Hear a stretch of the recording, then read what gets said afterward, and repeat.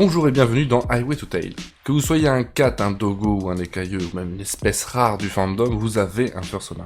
A-t-il un lore? Le lore signifie folklore et dans le cas de votre fursona, on peut parler de son histoire. Qui est-il? Qu'aime-t-il? Que fait-il dans la vie à part des câlins et des photos? Écrire un lore à votre fursona permet de lui donner de la consistance, de la profondeur. En somme, lui donner une vie propre. Mais est-ce vraiment nécessaire? Disons-le tout de suite, c'est pas indispensable. D'ailleurs, j'avoue sans complexe que Tisha Tiger n'a pas de lore. Mais moi, oui.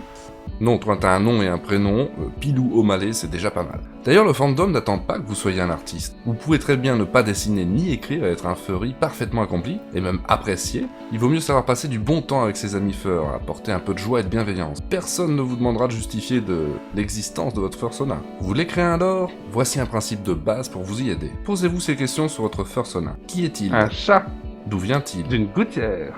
Que vient-il faire? T'emmerder. Quand et comment est-il arrivé? Par la magie du fond vert, regarde.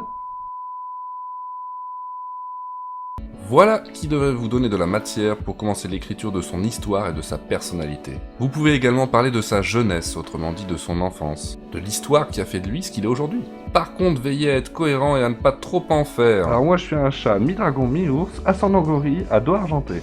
Mais attention, lorsqu'il pleut, je retourne à mon état liquide à cause de mes origines lunaires. Voilà, donc ça c'est poubelle. N'en dévoilez pas trop non plus.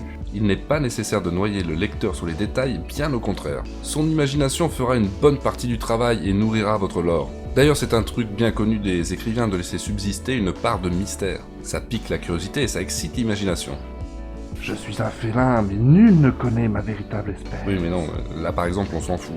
Parlez-en autour de vous, racontez à vos amis l'histoire de votre fursona. À travers leurs réactions, vous saurez si ça leur plaît. Si vous en faites trop, s'il y a des éléments qui dérangent. Et c'est pas non plus un concours, hein, montrez-vous modeste et subtil. Je crache du feu, je fais de la glace avec les mains, je pète des arcs-en-ciel et je me téléporte. Donc là par exemple, c'est juste gênant et pas du tout intéressant. D'ailleurs, de manière générale, les super-pouvoirs n'apportent rien d'autre que de la confusion. C'est une facilité scénaristique qui ne trompe personne. Et c'est d'autant plus rebutant si vous les cumulez, ou si vous ne donnez pas de contrepartie, de faiblesse. Préférez détailler une personnalité, des sentiments, des sources de joie et de regret. Faites-en quelqu'un de réel, quelqu'un en qui on puisse croire. Et vous aurez un lore qui tient la route. Et du coup, mon lore? Ton lore, on s'en fiche. C'est comme l'intelligence des dergs, on en parle beaucoup mais on la voit jamais. C'est tout pour aujourd'hui. Partagez cette vidéo, c'est très important pour faire connaître l'émission, même si votre community manager vous le déconseille. Vous pouvez me suivre sur Twitter pour ne rien rater, et rejoindre le canal Telegram dédié pour parler de l'émission. Dans tous les cas, pensez à vous abonner à la chaîne, à mettre le pouce bleu du hug, et je vous dis à bientôt. Et c'est pas non plus un concours, hein. Montrez-vous subtil, voilà. Faites-en quelqu'un de réel, quelqu'un en qui on puisse croire. J'ai tapé sur la table. Oh, remonte. Je suis un félin, mais nul ne connaît ma véritable espèce.